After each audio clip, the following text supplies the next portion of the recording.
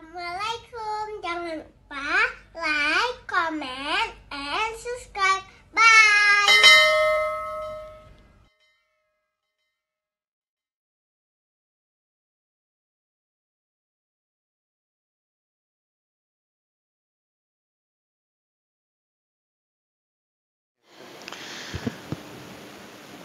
Bismillahirrahmanirrahim. Assalamualaikum warahmatullahi wabarakatuh.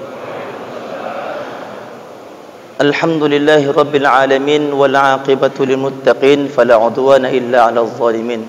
Asyhadu an la ilaha illallah wahdahu la syarika lah wa asyhadu anna Muhammadan 'abduhu wa rasuluhu la nabiyya wa la rasula ba'da, amma ba'd. Puji dan syukur kepada Allah Subhanahu wa taala. Pada subuh yang mulia ini kita diundang oleh jamaah Safari Subuh BBC, yang asbab daripada jamaah ini pencetusnya Ustaz Fakhrul Muhdin dan Ustaz Mairul Hazami, Ustaz Irwandi dan berbagai macam pengurus yang lainnya, sehingga banyak Safari Subuh yang ada di Aceh, tidak hanya di Banda Aceh dan sekitarnya. Kemudian alhamdulillah juga pada subuh yang mulia ini kita kedatangan guru kita Fadilatul Syekh Mahmud Said Kamal Al-Khur Al-Hafidh, dan ini merupakan hari terakhir beliau. Nanti sekitar jam 10 beliau akan bergerak ke Jakarta, dan di bulan Desember beliau ingin mengunjungi Gaza melalui Mesir dan ingin melihat kondisi orang tuanya di sana. Karena sampai hari ini, semenjak serangan darat beberapa hari yang lalu, tidak ada kontak dengan orang tuanya. Padahal sebelumnya masih ada kontak. Maka beliau nantinya tentu meminta doa kepada kita semuanya, mudah-mudahan keluarga beliau semuanya Allah selamatkan. Kemudian salawat dan salam kepada baginda Rasulullah sallallahu alaihi wasallam alladzi qad adda al-amanah wa nasaha al-ummah wa jahada fi sabilihi hatta atahu al-yaqin.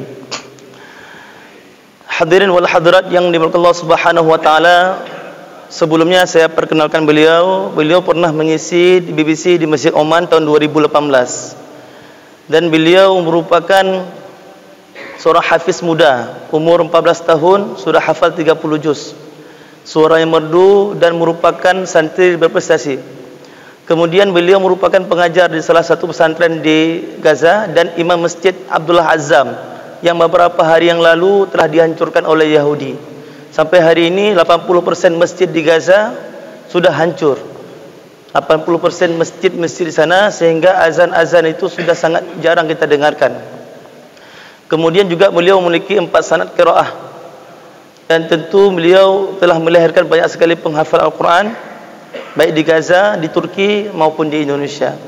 Alhamdulillah pada hari ini bisa bersama-sama dengan kita membersamai, dan tentu nanti kita akan dengarkan bagaimana info terkini yang berkaitan dengan Gaza, dan nanti mudah-mudahan bisa kita dengarkan seksama apa yang beliau sampaikan. Ila Fadilatul Syekh, falyatafaddal mashkura mahjura. Barakallahu. Bismillahirrahmanirrahim. Assalamualaikum warahmatullahi wabarakatuh. Waalaikumsalam. Alhamdulillahi rabbil alamin. Alhamdulillahi alladhi hadana li hadha wa ma kunna linahtadiya laula an hadana Allah. Nusalli wa nusallimu ala sayyidina Rasulillah sallallahu alaihi wasallam. Nas'alu Allah subhanahu wa ta'ala an yaktuba lana hadhihi as-salah al-mashhudah وقرآن الفجر إن قرآن الفجر كان مشهودا. قال ابن عباس قرآن الفجر هنا صلاة الصبح. نسأل الله سبحانه وتعالى أن يتقبلها غير منقوصة وأن لا يخرجنا من هذا المسجد إلا وقد غفر لنا. اللهم آمين. Setelah Syekh memuji Allah Subhanahu wa taala dan bersalawat kepada baginda Rasulullah SAW, beliau menyampaikan bahawa sangat besar fadilah salat subuh secara berjamaah. Dan ini sesuai dengan yang difirmankan Allah Subhanahu wa taala, wa Qur'an al-Fajr. Dan kemudian Ibn Abbas menjelaskan bahawa ini dimaksud ini adalah solat subuh.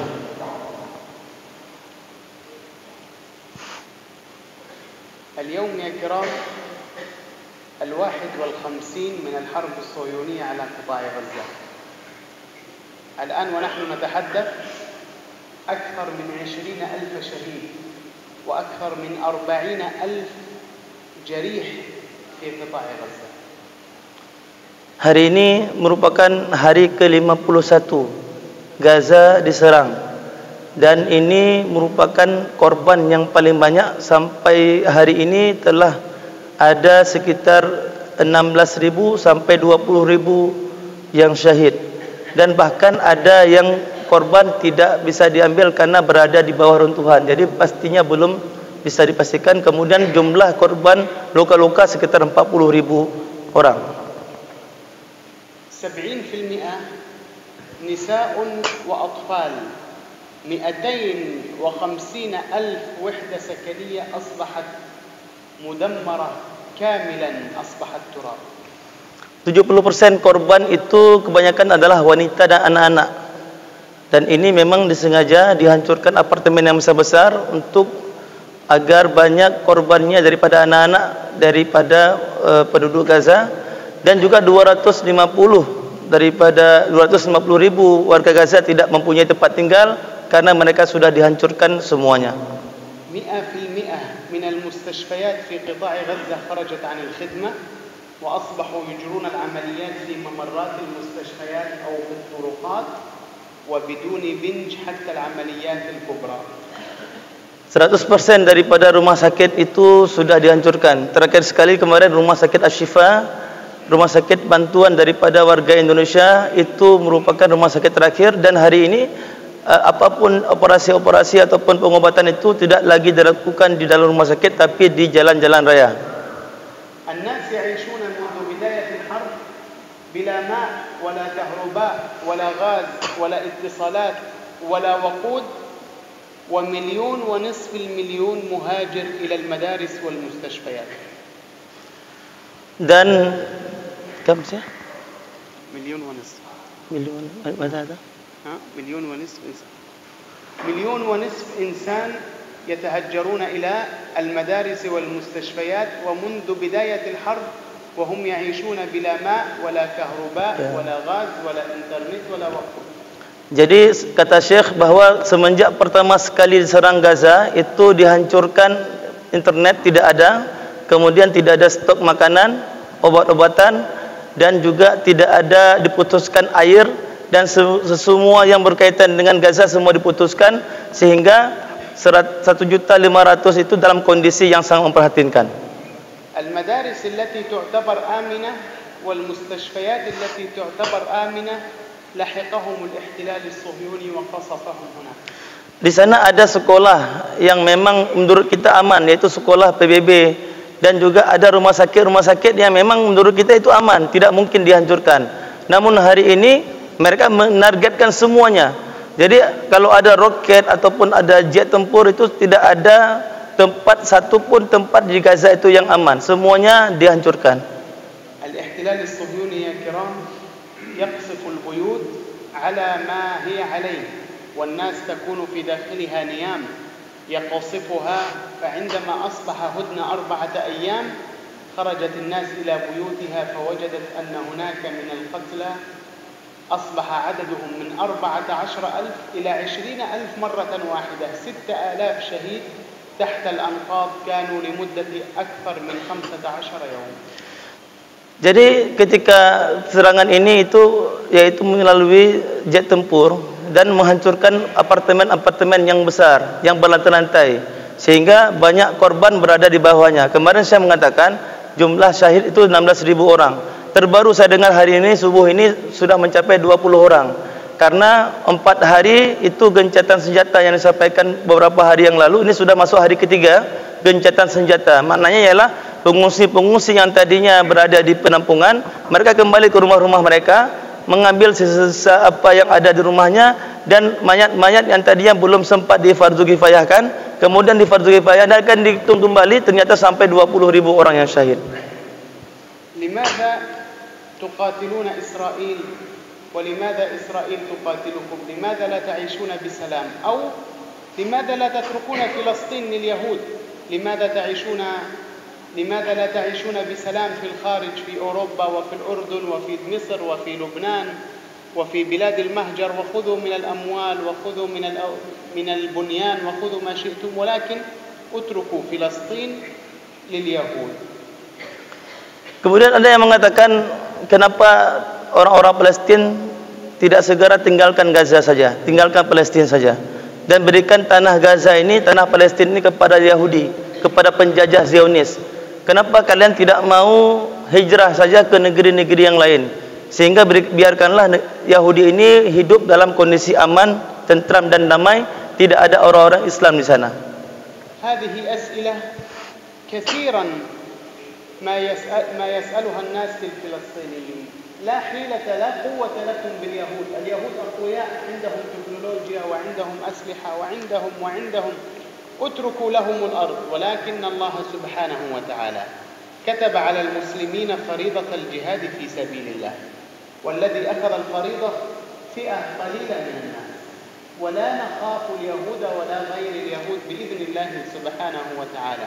يقول الله في القرآن الكريم بعد أعوذ بالله من الشيطان الرجيم: الذين قال لهم الناس إن الناس قد جمعوا لكم فاخشوهم فزادهم إيمانا وقالوا حسبنا الله ونعم الوكيل فانقلبوا بنعمة من الله وفضل لم يمسسهم سوء وقال الله سبحانه وتعالى ولن يضروكم إلا أذى.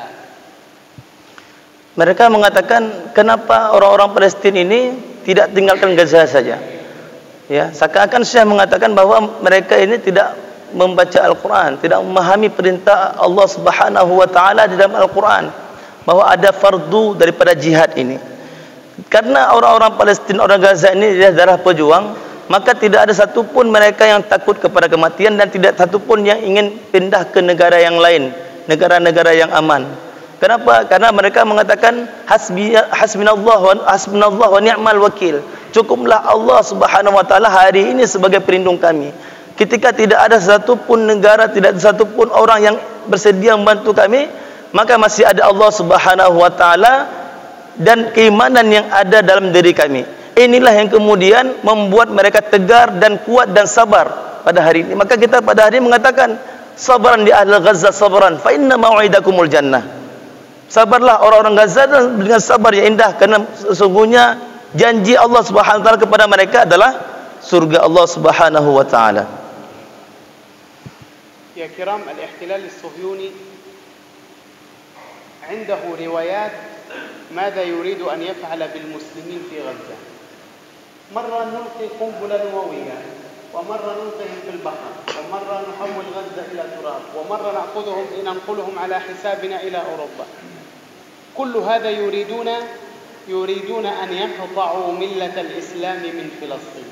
وقال الله سبحانه وتعالى في القرآن الكريم: وقد مكروا مكرهم وعند الله مكرهم وإن كان مكرهم لتزول منه الجبال فلا تحسبن الله مخلف وعده رسله إن الله عزيز ذو انتقام ولقد سبقت كلمتنا لعبادنا المرسلين إنهم لهم المنصورون وإن جندنا لهم الغالبون. الغلبة لله ولرسوله وللمؤمنين، وهذا وعد الله سبحانه وتعالى. طال الطريق أم قصر، نحن على وعد الله بإذن الله سبحانه وتعالى تحرير مسرى محمد صلى الله عليه وسلم. Penjajah Yahudi Zionis ini kemudian mereka mengatakan bahwa kita akan menghancurkan Gaza dari segala penjuru. Mereka berada dalam sebuah penjara terbesar di dunia. Tapi kemudian mereka mengatakan kita akan hancurkan Gaza sehancur-hancurnya. Kita hancurkan melalui lautan, melalui kapal laut. Kemudian dihancurkan melalui pesawat tempur. Kemudian melalui roket. Kemudian melalui darat. Dihancurkan dengan sehancur-hancurnya. Dan mereka seakan-akan ingin menantang Allah Subhanahu wa taala dengan membuat makar. Padahal Allah Subhanahu wa taala sebaik-baik makar. Wa makaru makran. Sebaik-baik makar itu ialah makar Allah Subhanahu wa taala, dan Allah akan membalas daripada kejahatan-kejahatan mereka. Kemudian seakan-akan juga mereka melupakan bahawa Allah Subhanahu wa taala telah menjanjikan di dalam Al-Quran, humul ghalibun, orang-orang yang beriman, orang-orang soleh, orang-orang yang taat kepada Allah Subhanahu wa taala, mempunyai iman yang kuat, maka merekalah orang-orang yang akan dimenangkan oleh Allah Subhanahu wa taala, dan merekalah yang akan nantinya mendapatkan kejayaan di dunia dan di akhirat. La nansa ya kiram anna al-qadiyah islamiyah wa laysat arabiyyah wa laysat filastiniyah. Hadha wa kama narju min ikhwanina jami'an ad-du'a li ikhwanihim fi Filastin bil-thabat والنصر والتمكين وأن يدحروا أعداءهم وأن يقوي شوكتهم. اللهم آمين. كما نسأله سبحانه وتعالى أن يجعل بلدكم بلد أمن أمان سخاء رخاء وسائر بلاد المسلمين. أقول ما سمعتم وجزاكم الله خيرا والسلام عليكم ورحمة الله وبركاته. Kemudian Syekh mengatakan bahawa qadiyah ini, permasalahan Gaza Palestina ini bukan permasalahan Arab, bukan permasalahan Palestina saja, tapi ini adalah permasalahan seluruh kaum muslimin yang ada di seluruh dunia. Bahkan hari ini permasalahan ini tidak melibatkan orang Islam saja, bahkan orang-orang Kristen, orang-orang yang bukan muslim sudah mengatakan ini bukan lagi masalah Islamiah, tapi sudah masalah kemanusiaan.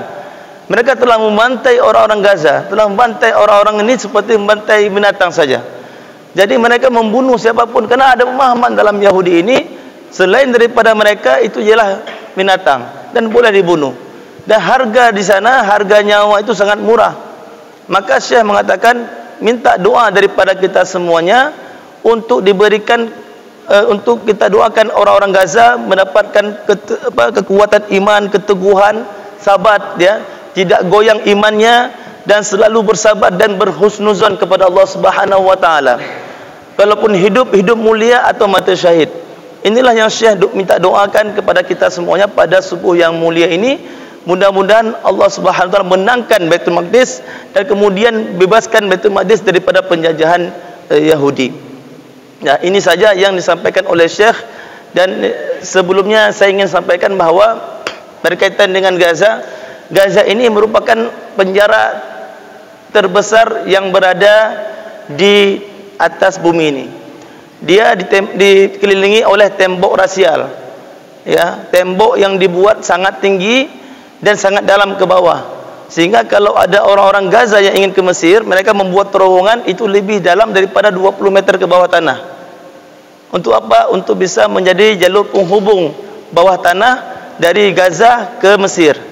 Ya, di situ bisa dipasok binatang, kemudian bisa dipasok makanan-makanan ketika pintu Rafah itu ditutup. Hari ini 4 hari dibuka. Alhamdulillah hari ini 4 hari, setiap hari itu ada 100 truk yang boleh masuk. 100 truk yang boleh masuk ke dalam Gaza untuk berikan bantuan ataupun obat-obatan.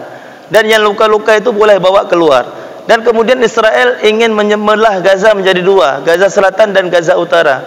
Ketika 2 hari ketika menjelang serangan ataupun 3 hari menjelang serangan darat, kemarin disampaikan bahawa seluruh warga Gaza Utara wajib pindah ke Gaza Selatan. Bayangkan dalam waktu 24 jam 1,2 juta orang harus hijrah secara cepat. Kenapa? Karena mereka punya proyek besar, ingin menguasai Gaza Utara. Bayangkan Gaza yang sudah kecil kemudian dibelah lagi 2, dan 1,2 juta harus berangkat dalam kondisi jalan kaki, tidak ada bensin, kalaupun ada naik kuda, kalaupun ada. Dan kemudian ternyata setelah jalan, mereka besoknya jalan ditembak dengan rudal dari atas. Yang jalan di jalan raya semuanya tembak dengan pesawat tempur. Inilah cerita bagaimana Yahudi yang ingkar janji. Dari zaman dulu sampai sekarang tidak ada satupun yang mereka benarkan. Bahkan nabi-nabi dahulu itu dibunuh oleh mereka. Maka hari ini kesempatan 4 hari itu dan tinggal 1 hari lagi. Kata Syekh semalam bahwa ini 1 hari lagi itu hari aman. Setelah itu kita nggak tahu lagi apa yang akan terjadi kepada saudara-saudara kita yang berada di sana. Maka kita doakan hari ini mudah-mudahan Allah selamatkan mereka. Ya, Allah bebaskan mereka dan Allah, karena ini hasbunallahu wa ni'mal wakil, tidak ada pertolongan kecuali pertolongan Allah Subhanahu wa taala. Keyakinan inilah yang dipegang erat oleh penduduk Gaza, oleh warga Gaza, karena mereka yakin ketika tidak ada lagi satupun yang menolong, maka yang menolong itu hanya Allah Subhanahu wa taala, dan itulah tingkat tawakal yang paling tinggi. Itulah yang hari ini mereka rasakan. Maka kemudian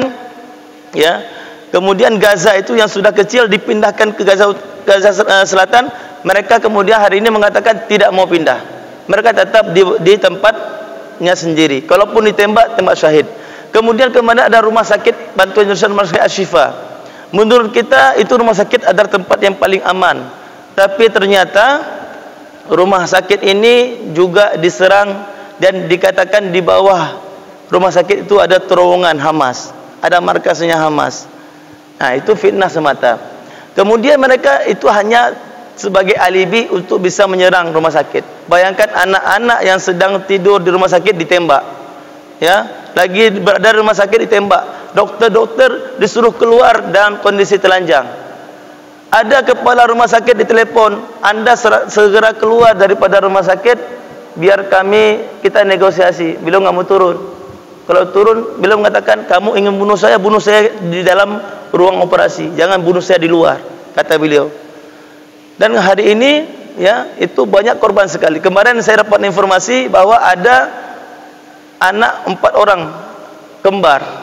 orang kembar yang syahid, yang mana orang tuanya itu tidak punya anak sampai 15 tahun. Kemudian Allah anugerahkan 4 kembar, karena di Gaza itu banyak kembar, banyak bayi-bayi kembar itu karunia Allah, dan satu rumah bisa 10 orang anak, banyak sekali anak di sana. Dan kemudian dirudal oleh Israel, yang meninggal 4 anak beserta dengan ibunya, tinggal ayahnya sendiri. Kemudian banyak sekali korban-korban di sana mengatakan bahwa ini anak saya, mudah-mudahan dengan meninggalnya anak saya Allah bebaskan Baitul Maqdis. Berkah anak saya meninggal, kemudian dihiasi dengan bendera Palestina, dibalut, kemudian diikat dan semuanya. Dia mengatakan bahwa dengan jasad anak saya ini mudah-mudahan Allah bebaskan Baitul Maqdis. Itu bagaimana kekuatan iman daripada seorang ibu. Mungkin beda dengan kita hari ini. Kalau Allah berikan cobaan seperti ini, mungkin kita dihinggapi dengan 2 penyakit, Ustaz. Hubbud dunya wa karahiyatul maut. Hari ini kejadian kita di sini cinta pada dunia dan takut pada mati. Sedangkan mereka ketika lagi tidur malam hari sudah siap dengan wudunya, sudah siap dengan solat 2 rakaatnya, dan besok tidak tahu apakah masih hidup ataupun sudah syahid. Dan yang wanita-wanitanya sudah siap dengan pakaian yang lengkapnya, tidak tahu besok apa yang terjadi. Kemudian anak-anaknya sudah lengkap dengan tulisan di tangannya, di kakinya, namanya dan nama orang tuanya, karena tidak tahu apa yang akan terjadi besok. Tidak ada satupun, dan semua sudah serahkan kepada Allah Subhanahu wa taala. Tidak ada satu negara pun yang bisa masuk ke dalam itu untuk menolong, hanya Allah Subhanahu wa taala. Maka Syekh meminta doa kepada kita semuanya agar warga Gaza, penduduk Palestina hari ini Allah menangkan, Allah selamatkan semuanya. Amin, amin ya rabbal alamin. Ini saja yang mungkin bisa kami sampaikan. Kami ucapkan ribuan terima kasih kepada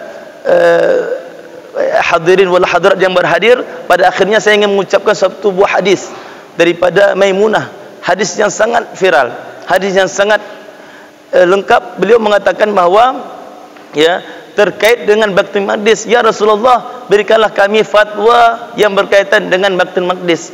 Maknanya apa? Akhir zaman nanti akan ada orang Islam yang lupa terhadap Masjidil Aqsa. Mereka hanya ingat Masjidil Haram dan Masjid Nabawi. Mereka lupa satu buah hadis. Ya. Apa hadisnya?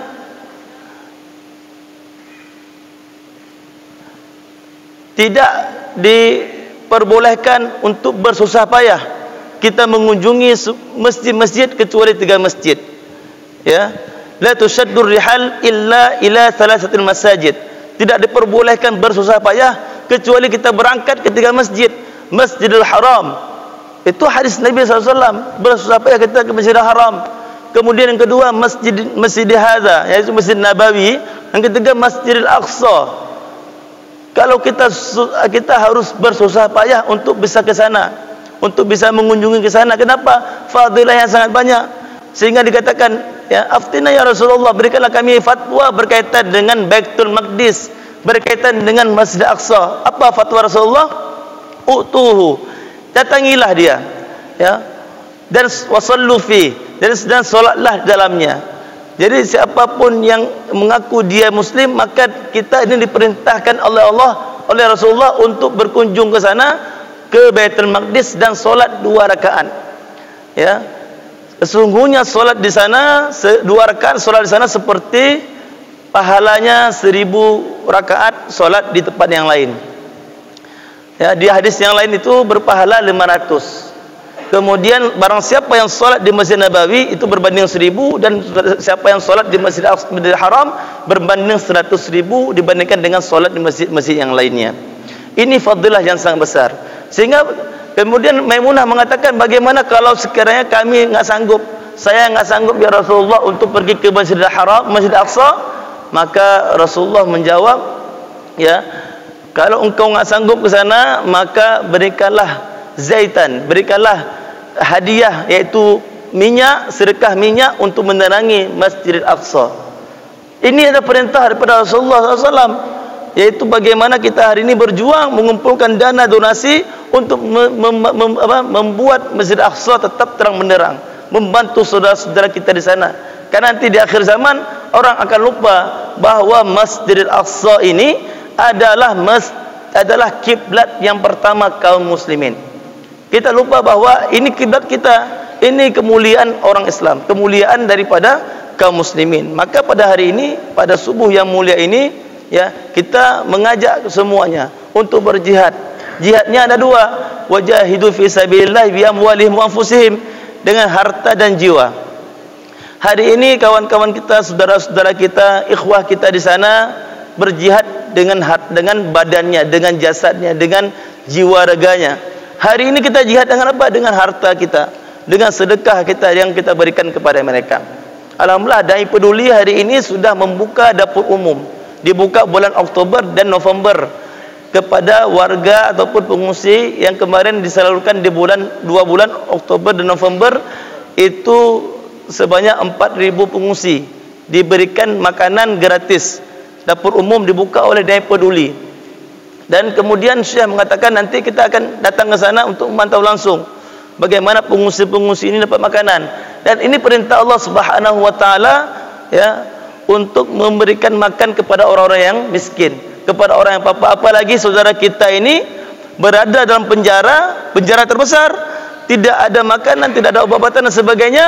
Kemudian kita pada hari ini tak mungkin tidak bantu walaupun sedikit pun. Inilah yang kemudian kata Rasulullah, jangan pernah lupakan Palestina, jangan pernah lupakan Al-Aqsa, jangan pernah lupakan negerinya para anbiya wa rusul, jangan pernah lupakan ini kiblat yang pertama, jangan pernah lupakan bahwa disinilah para nabi, para rasul, dan Isra dan Mi'raj. Isra-nya di sini dari Masjidil Haram ke Masjid Aqsa.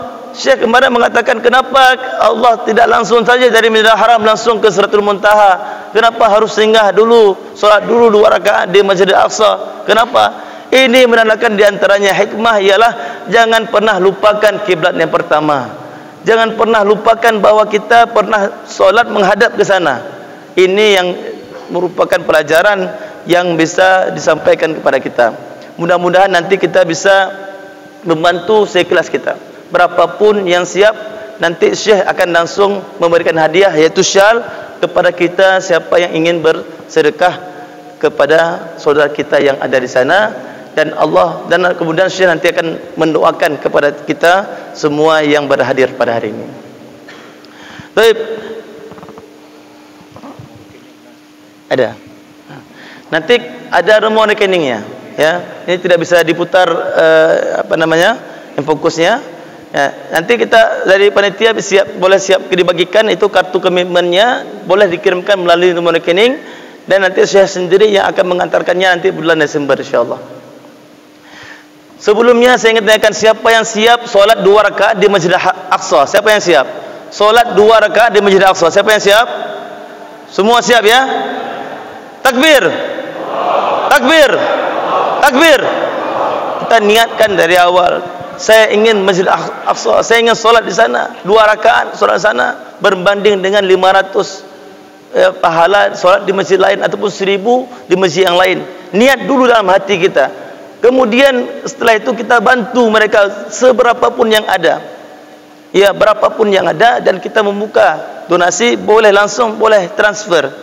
Nanti boleh panitia membagikan donasi, dan siapa yang siap untuk membantu Palestina, ya saya buka dengan tawaran 5 juta rupiah. Hari ini siapa yang siap dengan tawaran 5 juta rupiah boleh maju ke depan. Ya. Mungkin itu tidak banyak dibandingkan dengan harta-harta kita. Ya, siapa yang siap silakan maju ke depan, nanti Syekh akan memberikan syal dan memberikan doa kepada kita. Ya, boleh 2 juta rupiah. Ya, boleh. Boleh 5 juta, boleh 2 juta yang cash ya. Nanti yang transfer boleh juga. Kalau mau transfer boleh juga, tidak masalah. Ataupun boleh 1 juta rupiah, silakan maju ke depan. 1 juta rupiah langsung diberikan syal oleh Syekh. Dan nanti siapa yang sanggup, misalkan saya ingin Ustaz membantu Palestina 100.000 sebulan dari uang gaji saya, boleh. Jadi 100.000 per bulan untuk saudara-saudara kita di sana, boleh. Kita jumpai Syekh, kita sampaikan bahwa selama 10 bulan saya akan sumbang 100.000 sebulan daripada gaji saya, daripada apa yang ada pada saya. InsyaAllah ya, siap ya? Siap, okey. Nah, ini yang kita harapkan, mudah-mudahan ya Allah Subhanahu wa taala memberikan rahmat dan karunia kepada kita semuanya, dan Allah Subhanahu wa taala memilih kita menjadi para pejuang Islam. Amin ya rabbal alamin. Ini saja yang mungkin bisa kita sampaikan. Pada akhirnya kami mengucapkan ribuan terima kasih kepada pengurus BBC, ya, Ustaz Mairul Hazami, Ustaz Erwandi yang sedang sakit, kemudian Ustaz Fakhrudin Lamudin, ya, Ustaz Zulfikar SB juga berhadir pada subuh yang mulia ini. Tentunya kepada Syekh Fadilatul Syekh Mahmud, dan juga kepada seluruh ketua BKM dan seluruh hadirin wal hadirat yang sudah berhadir pada subuh yang mulia ini. Ini saja yang kami sampaikan. Wabillahi taufiq wal hidayah. Wassalamualaikum warahmatullahi wabarakatuh. Waalaikumsalam warahmatullahi wabarakatuh. Jamaah sekalian, mohon bersabar sejenak. Kita selesai hitungan donasi kita.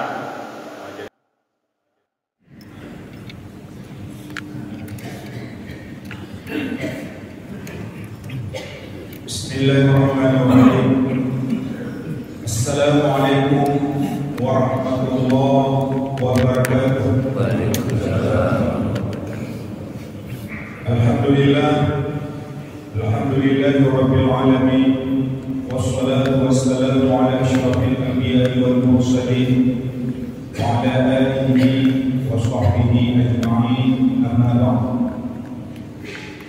Pertama-tama marilah kita memanjatkan puji serta syukur kepada Allah Subhanahu wa taala atas segala limpahan rahmat dan nikmat-Nya, termasuk nikmat kesehatan dan kesempatan kepada kita semua, sehingga pada subuh yang dingin ini Allah masih menyempatkan kita untuk bisa melaksanakan sholat subuh di awal waktu, di mana azan berkumandang dan kita laksanakan secara berjamaah. Kita niat untuk kita jaga sholat 45 waktu tetap dengan tertib yang sama kita laksanakan di awal waktu, di mana azan berkumandang dan kita laksanakan secara berjamaah. Selawat serta iringan salam mari sama-sama kita persembahkan kepada junjungan kita Nabi besar Muhammad Sallallahu Alaihi Wasallam, Nabi akhir zaman yang menjadi panutan kita dalam seluruh aspek kehidupan. Kita doakan semoga kita yang hadir pada subuh pagi hari ini semuanya insyaallah di yaumil akhir akan mendapatkan syafaat. Amin ya rabbal alamin. Yang kita muliakan pengurus BKM Masjid As-Sadaqah Kampung Langgaran beserta dengan perangkat imamnya dan jamaah tetapnya, remaja masjidnya, yang kita muliakan Bapak Kecil Kampung Langgaran beserta dengan perangkat kampung Tuhaku, Halaman, Tuhapakat, Bapak Pemuda dan masyarakat Kampung Langgaran, yang kita muliakan imam kita yang sekaligus nanti akan menjadi pemberi tausiah, yaitu Al-Mukarram Syekh Mahmud Said Kamal Al-Khair Al-Hafiz dari Gaza. Dan juga yang kita muliakan, juga ini ada penterjemah hari ini Ustaz Abi Irhamullah, yang beliau juga menggagas gerakan pemuda subuh untuk bagi pemuda bersedia berusaha. Yang kita muliakan Bapak Pembina BBC Pak Safwan, dan juga mohon izin dari penasihat BBC Ustaz Abdullah. Beliau sekarang berada di Semelu dalam rangka sebagai Dewan Hakim MPI Nasional tingkat provinsi yang diselenggarakan di Kabupaten Semelu. Dan juga Ustaz Irwandi ini masih dalam kondisi kurang sehat, sakit. Dan yang tentunya yang kita muliakan orang-orang tua kami, bapak-bapak, ibu-ibu, jamaah BBC yang hadir dari mana-mana tempat. Alhamdulillah kita hari ini sambil memperpanjang iktikaf dalam masjid. Kita pagi hari ini memang agak istimewa dan agak berbeda dari biasanya. Kita hari ini insyaallah sambil iktikaf kita akan mendengarkan tausiah atau lebih tepatnya laporan dari Syekh kita dari Gaza tentang kondisi Palestina. Dan kita pada pagi hari ini tidak membuka donasi ataupun bantuan untuk rumah pompa. Makanya hari ini juga dari pihak masjid juga tidak mengedarkan celek. Jadi hari ini kita mari sama-sama membantu kondisi untuk ke Palestina. Memang ke Palestina tidak mudah untuk dikirimkan bantuan, tetapi alhamdulillah hari ini memang dapat kita yakini ini akan sampai ke Palestina. Ini orang dari Gaza dan sudah pernah berkunjung ke beberapa masjid. Jadi mohonlah nanti jamaah sekalian untuk bisa mendonasi ala kadarnya, karena kondisi di Palestina saat ini sangat memprihatinkan. Tidak ada air bersih, tidak ada listrik, dan tidak ada tempat di mana tempat tinggal teman, dan mereka selalu dalam keadaan ketakutan. Berdasarkan laporan dari penggali kubur sendiri, setiap hari ada 40 orang, mohon maaf, 40 orang itu yang harus dikuburkan, terutama sekali anak-anak dan juga orang perempuan. Jadi ini sangat perlu kita sebagai orang muslim untuk bisa membantu saudara kita sesama. Kemudian sedikit saya laporkan untuk bantuan rumah duafa kita saldonya 67.437.437 rupiah 4 sen. Kemudian berikutnya menyambung dengan gerakan safari subuh hari Jumat berkah mengambil tempat di Masjid Al-Fitrah Besujaya. Al-Fitrah Besujaya. Kemudian untuk DPS yang Ustaz Irham, beliau mengatakan untuk Sabtu depan untuk pemuda di Masjid Al-Mukarramah Kampung Mulia. Jamaah sekalian, untuk BBC Ahad depan kita akan mengambil tempat di Masjid Al-Hashimiyah Lamia. BBC ahad depan di Masjid Al-Hashimiyah Lamia, Masjid T, lewat jembatan Lamia, dan sudah sering kita berkunjung ke sana. Jamaah sekalian, kita atas nama pengurus BBC mengucapkan terima kasih kepada pengurus wilayah Masjid As-Sadaqah Al-Agam yang telah memfasilitasi kita, dan tadi juga disampaikan nanti setelah tausiah ada disediakan kopi pagi ya. Alhamdulillah yang telah disumbangkan, semoga akan mendapatkan balasan istighfar daripada Allah Subhanahu wa taala. Amin ya rabbal alamin. Kemudian sedikit saya tambahkan, ini nanti kotak akan diedarkan dari ujung sana, nanti akan terus sampai ke belakang. Kalau bisa nanti Pak Muhammad ada remaja yang bisa menghitung langsung, jadi bisa kita umumkan kepada jamaah berapa yang bisa dikumpul pagi hari. Itulah yang bisa kita bantu mungkin untuk pagi hari. Jadi kita edarkan kepada jamaah sekalian, mohon sungguh kiranya untuk bantuan kita nombak ini pagi ini. Kemudian termasuk oleh PKM masjid juga sudah tidak mengedarkan CT. Jadi hari ini semuanya yang masuk dalam kotak berarti untuk Palestina.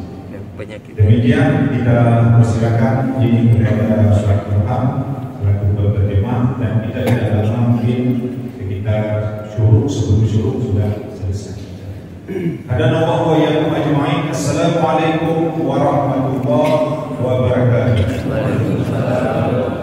Sallallahu wasallam ala nabi sayyidina Muhammadin wa alihi wa sahbihi ajma'ina. Sallallahu wasallam ala nabi sayyidina Muhammadin wa alihi wa sahbihi ajma'ina. Sallallahu wasallam ala nabi sayyidina Muhammadin wa alihi wa sahbihi ajma'ina. Sallallahu wasallam ala nabi sayyidina Muhammadin wa alihi wa sahbihi ajma'ina. Sallallahu wasallam ala nabi sayyidina Muhammadin wa alihi wa sahbihi ajma'ina. Sallallahu wasallam ala nabi sayyidina Muhammadin wa alihi wa sahbihi ajma'ina. Sallallahu wasallam ala nabi sayyidina Muhammadin wa alihi wa sahbihi ajma'ina. Sallallahu wasallam ala nabi sayyidina